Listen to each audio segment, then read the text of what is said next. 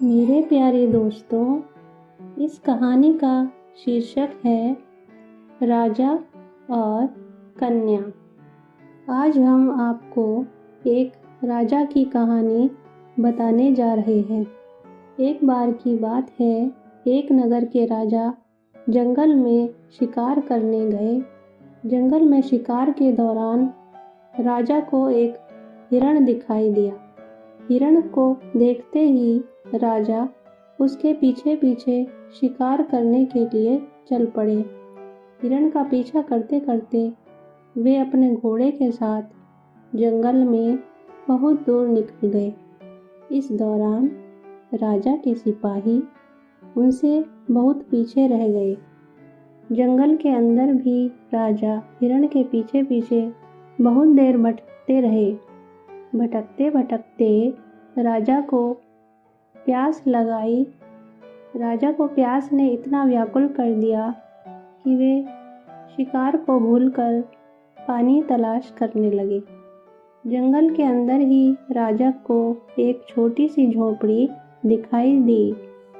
राजा ने बिना कुछ सोचे समझे उस झोपड़ी में जाना ही सही समझा। राजा जैसे ही उस झोपड़ी के पास पहुँचे तो देखा कि झोपड़ी में एक कन्या खेल रही थी। राजा ने झोपड़ी में पहुँचते ही तुरंत उस कन्या से कहा, बेटी, शीघ्र एक गिलास पानी ले आओ, मुझे बहुत प्यास लगी है।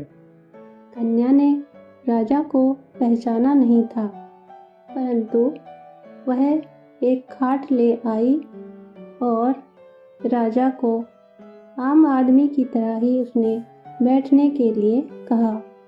थोड़ी देर में राजा के लिए कन्या एक गिलास पानी लेकर आ गई। पानी देखते ही राजा ने राहत की सांस ली, लेकिन जैसे ही राजा ने पानी पीने के लिए गिलास को हाथ में लिया तो राजा बेहद क्रोधित हो गए, क्योंकि पानी के गिलास में खराब तिनके पड़े हुए थे। राजा ने क्रोध में उस कन्या से पूछा, तुम्हारे पिता कहाँ हैं? कन्या ने बेहद शांत भाव से कहा, मेरे पिता तो मिट्टी को मिट्टी में मिलाने गए हैं। कन्या की बात सुनकर राजा को और भी ज़्यादा क्रोध आ गया। उनको लगा कि ये कन्या उनके साथ कोई मजाक कर रही है, लेकिन राजा को प्यास ज़्यादा लगी होने के कारण उसने कन्या को दूसरा साफ पानी लाने को कहा। कन्या थोड़ी देर में दूसरा पानी का गिलास ले आई। राजा ने पानी पिया और अपनी प्यास बुझाई। राजा पानी पी ही रहे थे कि इतने में लड़की के पिता भी बाहर से आ गए। लड़की के पिता ने राजा को देखते ही पहचान लिया और हाथ जोड़कर राजा को आदरपूर्वक प्रणाम किया। लड़की के पिता ने कहा, महाराज, आज आप मुझ गरीब की झोपड़ी में पधारे हैं। आपको देखकर मैं धन्य हो गया। कहिए, मैं आपकी क्या सेवा कर सकता हूँ?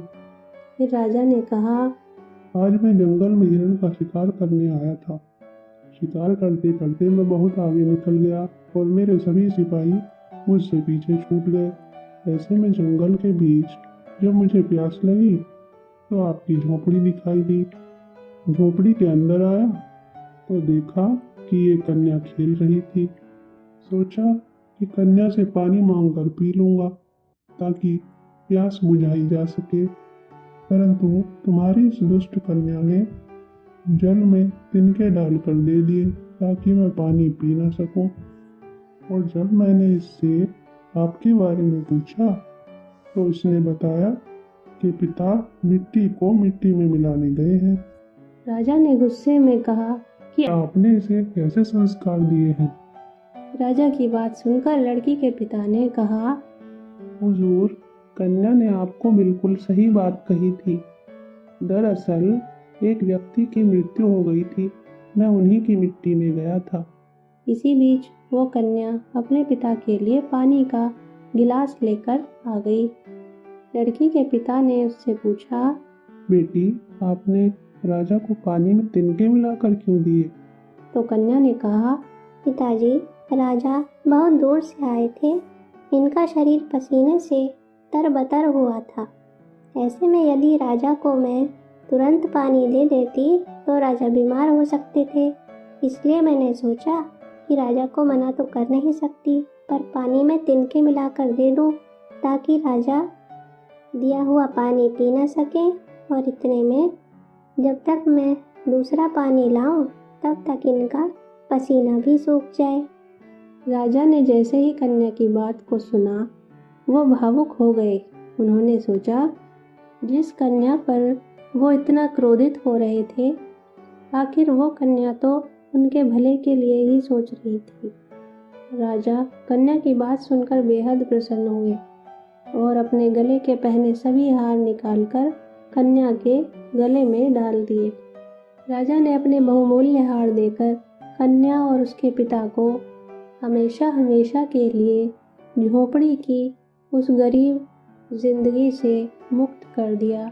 यह सब देखकर कन्या और उसके पिता ने राजा का आभार प्रकट किया।